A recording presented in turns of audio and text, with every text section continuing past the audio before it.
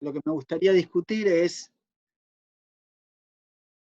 algunas visiones que suponen que hay una relación positiva entre el tipo de cambio y la competitividad industrial. Es decir, está bastante de moda. Ustedes, como economistas o futuros economistas, deberían saber que hay muchos autores, si quieren, el pensamiento común, la idea de que es posible inducir, generar competitividad subiendo el tipo de cambio, ¿no? Eso lo han escuchado, supongo, decir, que devaluando la moneda, aumentando el poder de compra del dólar en términos de pesos, es posible generar ganancias de competitividad, y como el peso es más barato, eso debería incentivar a la industria a hacerse más competitiva internacionalmente, ¿no? Eso lo escucharon, digamos, lo conocen, lo han sentido nombrar. No estoy inventando nada nuevo, o es algo que les llama la atención, digamos, porque a veces uno pierde de vista que está hablando con estudiantes y no con economistas propiamente dichos, gente que se ha curtido, aunque sea leyendo las boludeces que se dicen por ahí. Sí, sí, sí. ¿Sí? Sí, lo Incluso vimos. en sus cursos de macro, Sí, lo vimos con Feldman. Sí, con Germán, esta idea de sí. que hay una suerte de relación positiva entre tipo de cambio y producción y crecimiento, etc. Justamente lo que yo quiero mostrarles acá es un trabajo, digamos, acá las referencias no son muchas, diría que hay bastante por explorar, o por lo menos los que hemos hecho bastantes contribuciones en este sentido, en el sentido de, no que han sido relevantes, pero digamos, hemos ido indagando en estas cuestiones, somos precisamente Germán y yo. Este trabajo que les voy a, digamos, estas filminas están basadas en un trabajo, en varios trabajos, uno que ha sido publicado la semana pasada o hace un par de semanas, justamente, que se llama De esta manera, es una revista brasileña, una revista bastante interesante, pero que el editor de esta revista es justamente un autor, Bresser Pereira, no sé si lo han escuchado nombrar, que es el primero que habla de la necesidad de devaluar la moneda para generar crecimiento. Y a mí lo que me gustaría hacer es discutir esta idea, digamos, mostrar cuáles son los límites de esta idea a partir de una teoría de la distribución que no es una teoría mecánica de la distribución, sino que es una teoría de raigambre más clásico, ¿no? Es decir, la idea de que la distribución es exógena, de que no hay un fenómeno de mercado que permita explicar la distribución del ingreso. Como les decía, hay mucha literatura sobre la relación entre tipo de cambio y crecimiento económico. Frenkel, Rodrik, el propio Bresser Pereira, postulan distintos mecanismos por los cuales una devaluación debería inducir el crecimiento económico. También les decía que con Germán, con Feldman y con un estudiante mío de doctorado, hemos avanzado bastante en mostrar los límites de esa idea. Hay una idea que está subyacente, que es la idea de light switch, que es la idea de que una devaluación permitiría, de alguna manera, activar sectores, permitir a algunos sectores que no eran competitivos, volverse competitivos, porque reciben un precio mayor, mientras que sus costos no se incrementan en la misma proporción, entonces reciben un precio mayor por la mercancía que venden, y eso les permite, digamos, aumentar sus ingresos y bajar sus costos, y eso hace que el sector se vuelva más competitivo. Es lo que Bresser Pereira llama light switch. ¿Por qué light switch? Porque es como si fuera un interruptor, ¿sí? Una luz, un light switch es un interruptor de luz que cuando se prende, o digamos, cuando uno alcanza la competitividad, se prende el interruptor, esa es la metáfora, Y eso permite al sector volverse competitivo internacionalmente y exportar la producción. Yo acá no me voy a meter en discutir los mecanismos específicamente macroeconómicos que tienen que ver con el crecimiento tirado por las exportaciones. Digo, un límite importante que yo no voy a discutir acá, por ahí lo voy a nombrar, pero también lo aprovecho y lo nombro ahora, es la idea de que, supongamos que yo soy competitivo en la producción de, no sé, tractores. Bueno, yo puedo ser competitivo y eso significa que afuera puedo vender al precio que se pide afuera por los tractores, ¿está bien? O sea, yo no puedo vender ni más caro ni más barato, estoy en condiciones de vender tractores al precio que dictamina la economía mundial. Ahora, si no tengo demanda, nada garantiza que yo vaya a vender los tractores, ¿está bien? Es decir, yo puedo ser competitivo, ahora que yo vaya a crecer por exportaciones, para poder crecer por exportaciones, necesito que alguien valide la demanda.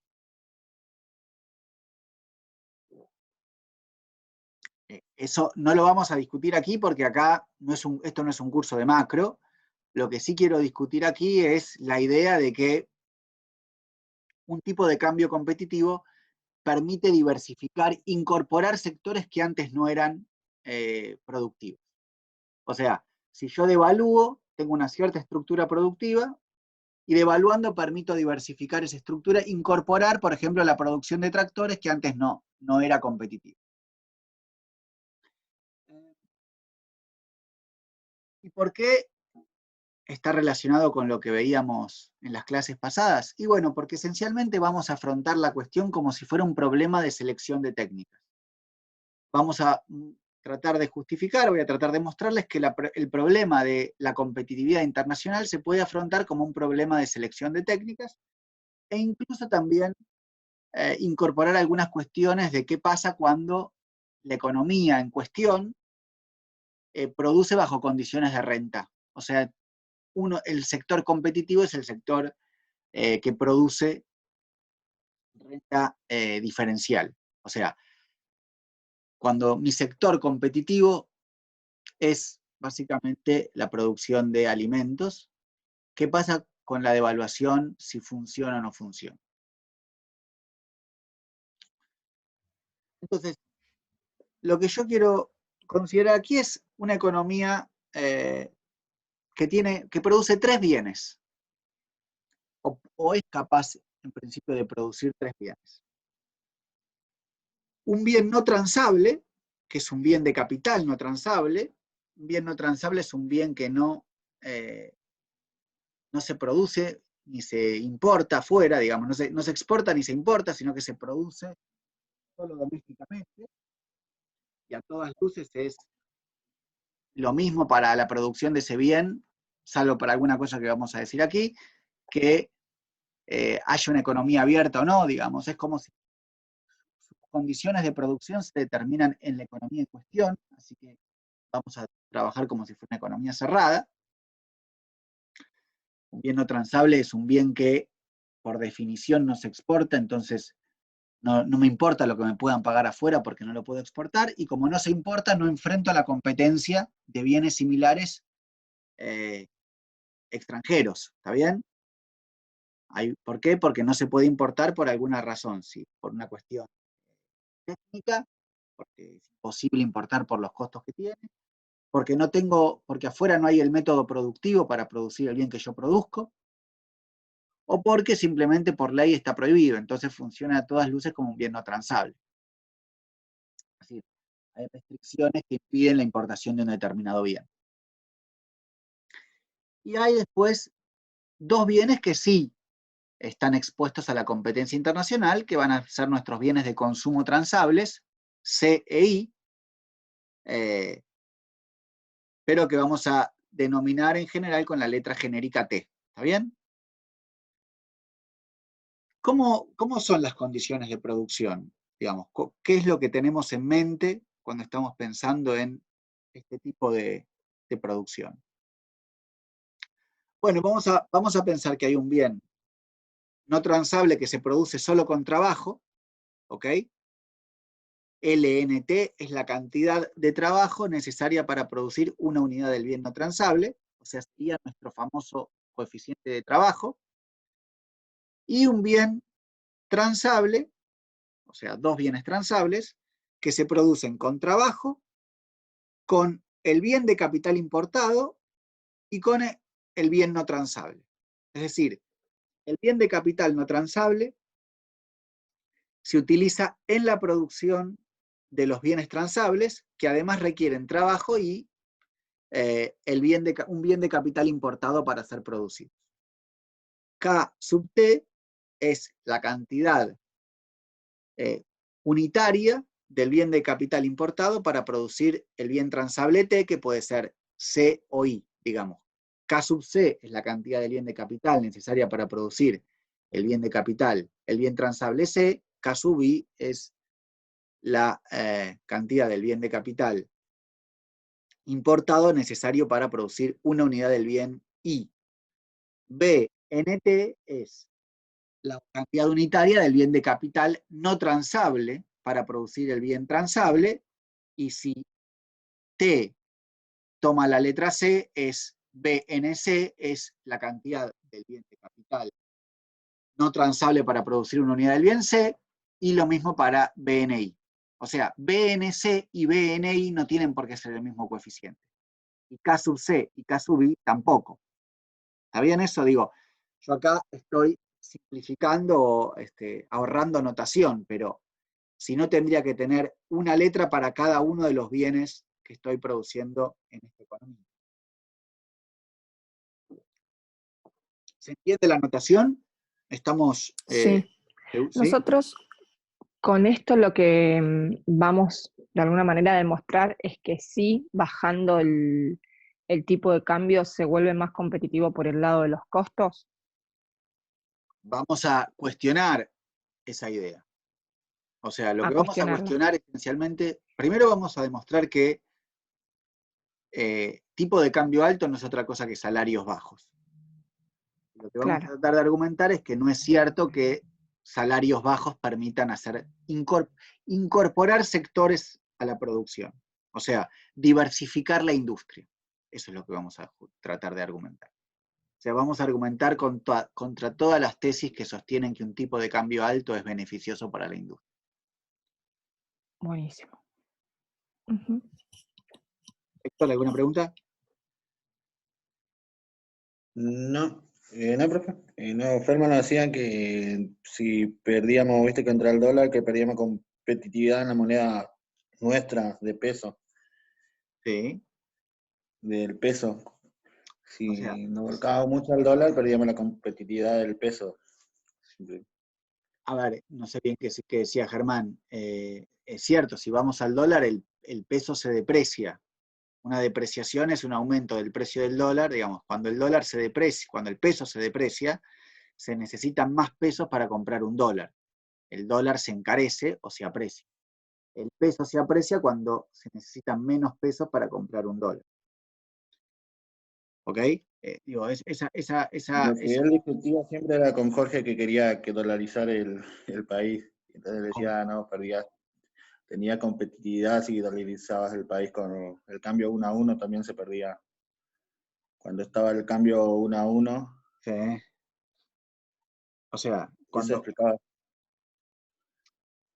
No, a ver, no quiero tocar de oído, no sé qué decía. Es decir, el problema de cuando uno dolariza la moneda es mucho más general que esto que estamos discutiendo, y es que uno pierde la posibilidad de hacer política monetaria. Digo, pierde el control de la política monetaria, que es un tema mucho más macroeconómico que lo que estamos discutiendo aquí. Yo no puedo no puedo hacer gasto público si no tengo ingreso de dólares, por ejemplo, si quiero dolarizar la economía. Bueno, eso ya son problemas mucho más generales que lo que estamos discutiendo aquí. Porque si yo necesito dólares si toda la economía necesita un respaldo en dólares, cuando quiero aumentar el gasto público necesito un ingreso de dólares como contrapartida. Y eso, como Argentina no produce dólares, se encuentra fuertemente restringida. Es cierto que puede haber préstamos de los bancos, pero créditos en dólares cuando no no hay posibilidad, digamos, es fácil tener la no posibilidad de que esos créditos no se encuentren respaldados porque Argentina no tiene dólares esencialmente. Pero bueno, no quiero discutir las discusiones entre Germán y Jorge porque digamos, Jorge puede tener capacidad de objeciones que no puedo imaginar, digamos, entonces no quiero tergiversar a ninguno de los dos. Igual con lo que dice Héctor, yo creo que él se refiere, bueno, a la devaluación, pero no a la competitividad por el lado de la producción. A ver, decime un poquito más. O sea, él dice, vos devaluás y no... Claro, que Dale. él a lo que se refiere es que si devaluás, obviamente el peso va a ser menos competitivo.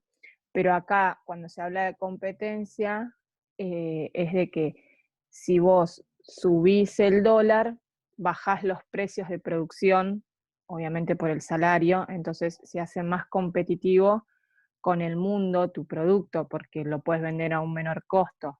Esa es la idea. Esa es la idea. No por el lado de que al devaluar tu moneda se hace menos competitiva. Claro. Sí, no. Estamos usándola en el otro sentido que estás hablando vos. Lo que es competitivo es un sector en relación, o sea, el costo de producción o el precio de venta de un sector en relación a los precios internacionales, que vamos a asumir dados, digamos, a diferencia de lo que está... Una consulta, ¿los precios internacionales los podés modificar o son precios que están dados? Es lo que, o sea, obviamente que los precios internacionales no están dados. El mundo es una economía cerrada, ¿está bien? El mundo en su conjunto es una economía cerrada. No es que y esos precios en el mundo están determinados por la técnica y la distribución de algún país que fija el precio de ese sector. Ahora, ¿está bien? Claro. Desde el punto de vista... Pero, por ejemplo, si hacemos una evaluación, ¿podemos bajar el precio, no sé, de la soja? Bueno, es una gran discusión. Déjame posponer la pregunta, porque avancemos un poquito más, pero nosotros vamos a asumir que no. Nosotros vamos a asumir que, y ahí es donde entran las cuestiones de renta. No quiero escapar a la respuesta ahora, pero lo que quiero decir es, ¿qué pasaba cuando producíamos? ¿Sabes que se corta el audio cada tanto? No sé si es mi internet, si a Héctor le pasa lo ¿El mismo. resto cómo escucha? No, a mí también se me corta. Se corta lo que yo digo. Claro, capaz que deje el micrófono, los auriculares. A ver, voy a tratar de cambiar los auriculares. A ver, voy a cambiar los auriculares y si no, a ver. A ver, si hablo así, ¿se escucha? Se escucha, pero cada tanto se va. Y se empieza a escuchar más bajo hasta que no se escucha nada. Y ahora, No. si yo hablo así, ¿se escucha bien o se sigue cortando? No, ahí está bien. Ahí está bien. Bueno, si se corta una vez más me pongo otros auriculares, pero... Lo que digo es, pensemos en la economía que producía bajo condiciones de renta. ¿Está bien? ¿Por qué aparecía la renta? Eso es de paso vinculamos las cosas con el trabajo anterior. Por eso esto es interesante. Porque cuando yo quería satisfacer a toda la demanda, no me alcanzaba con la primera tierra, la tierra más rentable, y me tenía que mover una tierra marginal Menos. que podía generar una tasa de ganancia más baja, pero que permitía con la anterior tierra satisfacer a toda la demanda. ¿Se acuerdan eso que vimos la semana pasada? Sí. Ahora, aquí pasaría lo mismo. Supongamos que yo devalúo, adelantando un poco la discusión. Si yo soy formador, ¿qué significa ser formador, modificar el precio? O tomar precio. Tomar precio significa que Sabemos que los precios de las mercancías de las primeras clases se determinan por una variable distributiva y la técnica. Cuando yo formo precio, significa que mi distribución, digamos, y mi técnica son las relevantes para fijar el precio mundial. Supongamos que yo soy tomador de precios, o sea que yo enfrento precios exógenos y devalúo. Si devalúo, para poder formar precio, lo que debería pasar es que a partir de mi devaluación, yo me vuelvo con mi técnica y con mi distribución, puedo fijar el precio de la mercancía internacional. Eso sería formar el precio. No es que yo como país decido formar el precio, sino que las condiciones competitivas hacen que yo me vuelva, mi país, digamos, se vuelva en este sector el país relevante para, dada mi técnica y mi distribución, fijar el precio, no sé, de los tractores, como decíamos antes. Pero eso significa que yo puedo abastecer a toda la demanda de tractores. ¿Está bien? Yo puedo abastecer a toda la demanda de cualquier mercancía industrial y con eso mi precio es el relevante para satisfacer las condiciones de producción. Cuando hay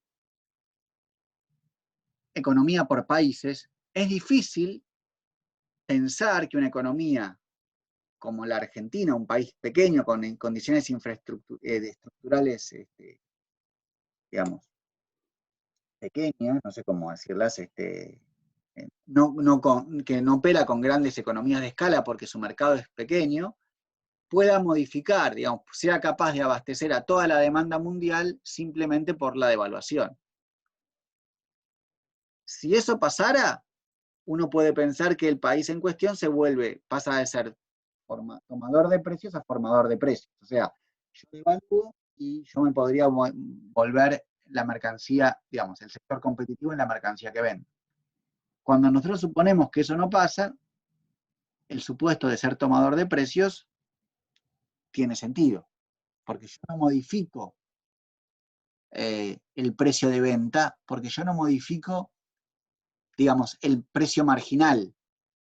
Lo que hago es suponer que las condiciones de producción mundiales y la distribución del resto del mundo, no hay tal cosa como una distribución del resto del mundo, pero hay una, digamos, podemos suponer que es el mundo contra mi país, es lo relevante para fijar la distribución y la técnica, y con eso el precio del bien tractores está dado. El bien de consumo C o el bien de consumo I tienen un precio dado porque yo no puedo alterar devaluando esas condiciones de producción o esa distribución. Lo que yo puedo hacer es acercar mi costo de producción al costo mundial, bajando, como decía Matilde por ahí, los salarios o aumentando el precio de venta en moneda extranjera, perdón, en moneda doméstica en términos de moneda extranjera. Ahora,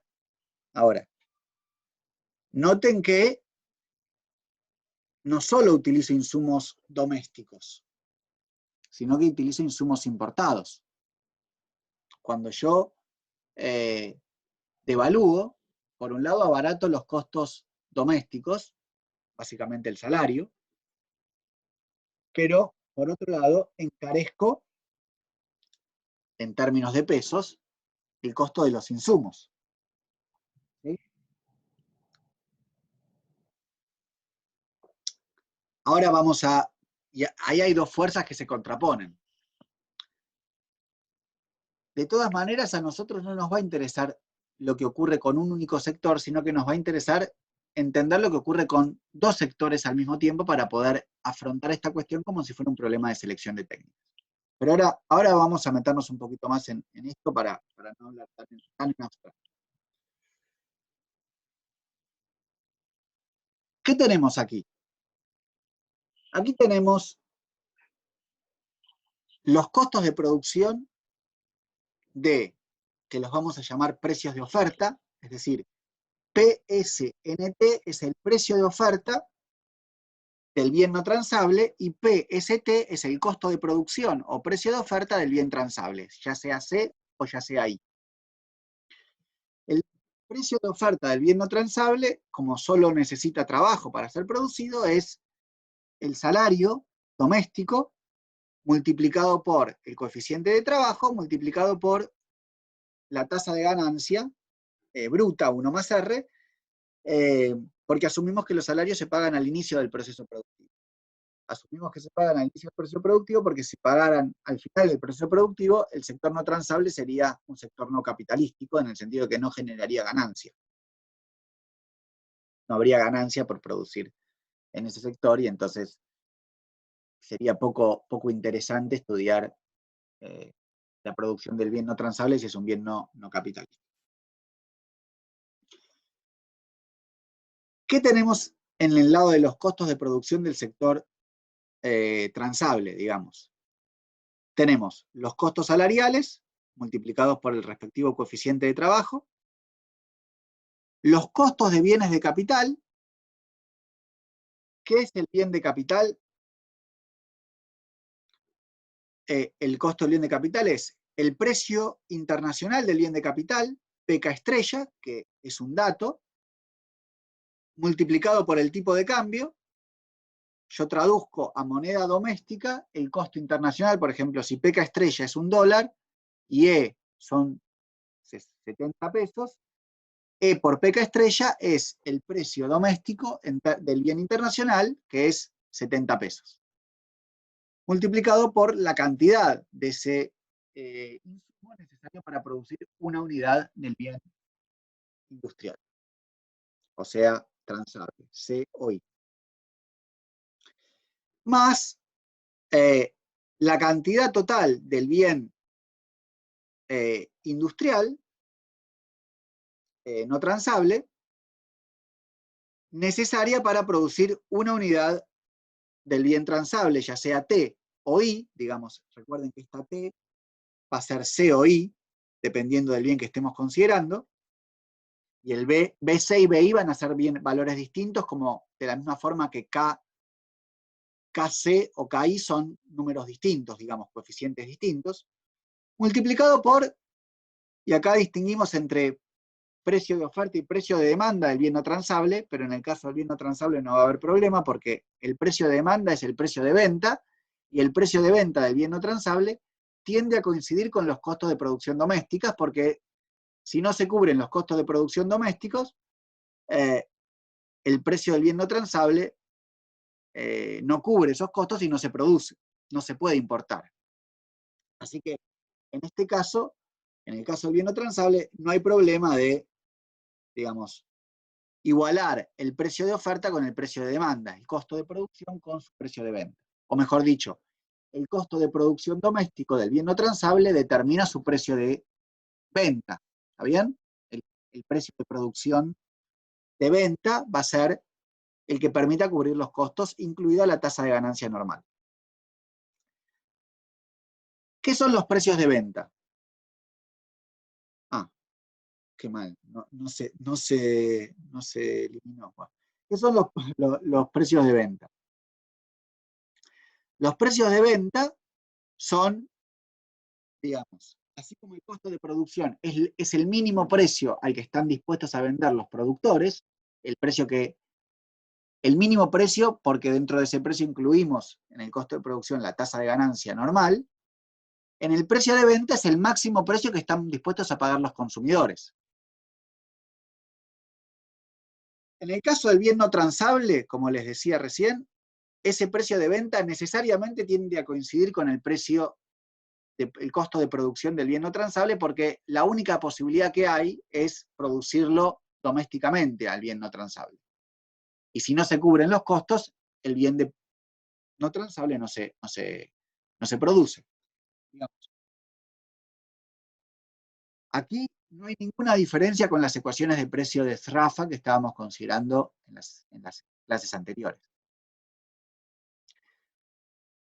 En cambio, cuando consideramos el precio de venta de un bien transable, los consumidores siempre tienen la posibilidad de comprar el bien afuera, de importarlo.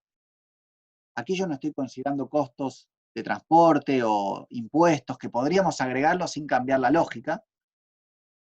Por ejemplo, si yo agregara un impuesto a la importación, podría agregarlo así, digamos. ¿Está bien? ¿Qué es el precio de venta? Es el valor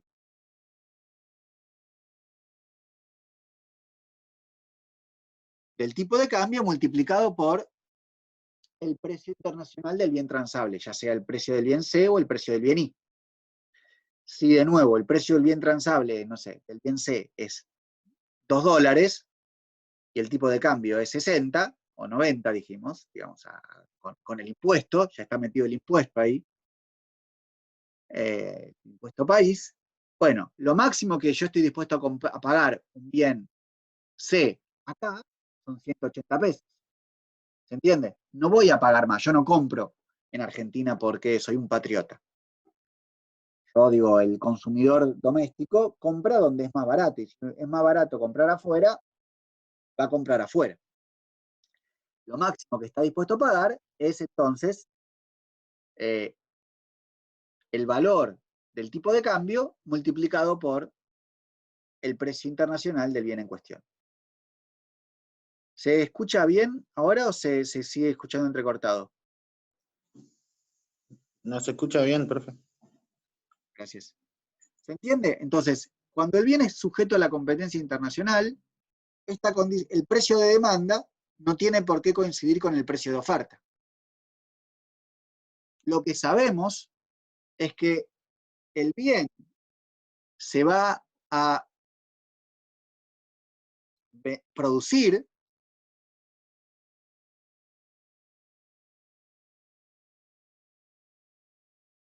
siempre que el precio de demanda coincida con el costo de producción, digamos.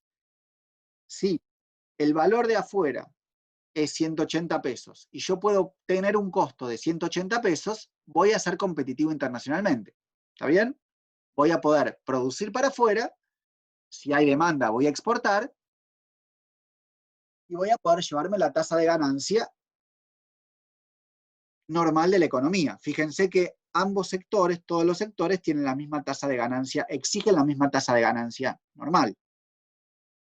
Si el precio de venta es 180 pesos y mis costos de producción, incluida la tasa de ganancia, es a lo sumo 180 pesos, yo voy a poder vender afuera.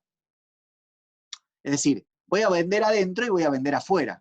Quiero decir, voy a poder satisfacer la demanda de mi mercado e incluso también voy a poder vender afuera. ¿Por qué? Porque a los consumidores, digamos, les da lo mismo a quién le compren, entonces yo voy a poder competir en el mercado doméstico. Si el precio de demanda es menor al costo de producción,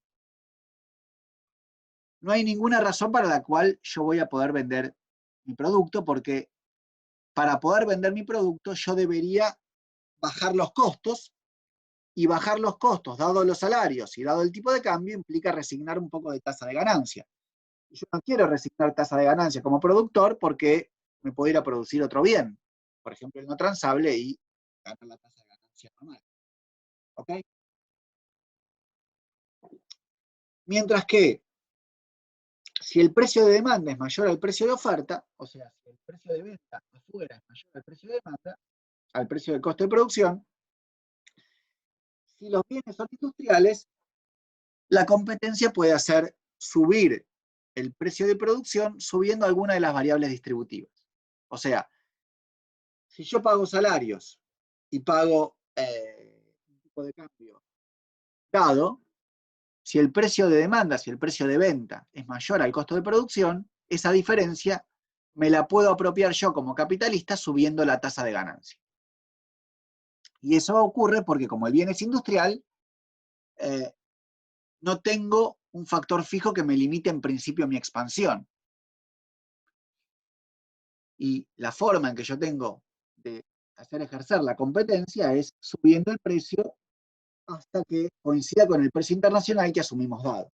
Es decir, la particularidad de que tiene este mecanismo es que, a diferencia de los mecanismos competitivos que hacen bajar el precio de venta hasta el costo de producción, como el precio de venta lo asumimos dado, aquí lo que sube en el caso del bien industrial es el costo de producción hasta coincidir con el dado precio de venta internacional.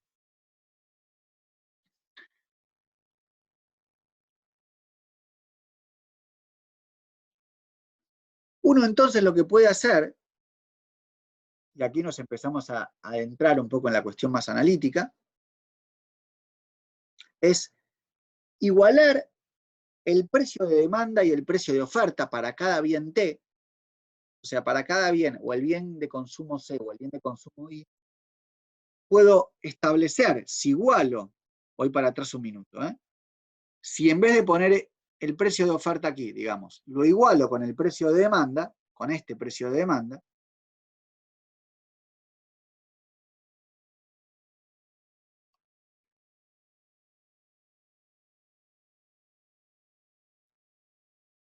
y ahora voy para abajo, digamos, yo puedo igualar el precio de demanda y el precio de oferta y obtener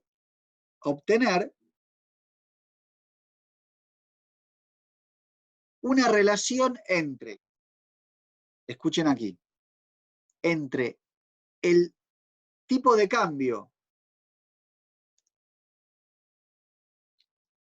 E chiquita, que es E sobre W, ¿está bien? Y la tasa de ganancia. O sea, yo puedo obtener una relación entre la inversa del salario en dólares. E chiquita es,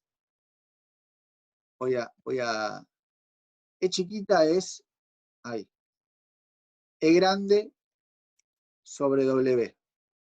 ¿Está bien? ¿Qué es ese valor? Ese valor es la inversa de W sobre E, y W sobre E es el salario en moneda extranjera. Si el tipo de cambio son 90 pesos y mi salario son 30 pesos, mi salario en dólares es $0,03 por hora, digamos, póngale. ¿Cómo hago esa cuenta? Hago W sobre E. Divido mi salario por el tipo de cambio. ¿Cuántas unidades de moneda extranjera? Digo, W sobre E me dice cuántas unidades de moneda extranjera puedo comprar con mi salario. E sobre W me dice cuántas unidades de salario puedo comprar con mi moneda extranjera. ¿Cuánto trabajo compra $1? Si uno iguala el precio de demanda al precio de oferta, lo que está obteniendo es una relación entre el tipo de cambio en términos del salario, repito, dividimos miembro a miembro por W, ¿está bien? Esto lo eliminamos, esto dividimos por W, aquí reemplazamos este costo por el costo de producción respectivo, ¿está bien eso? Reemplazamos por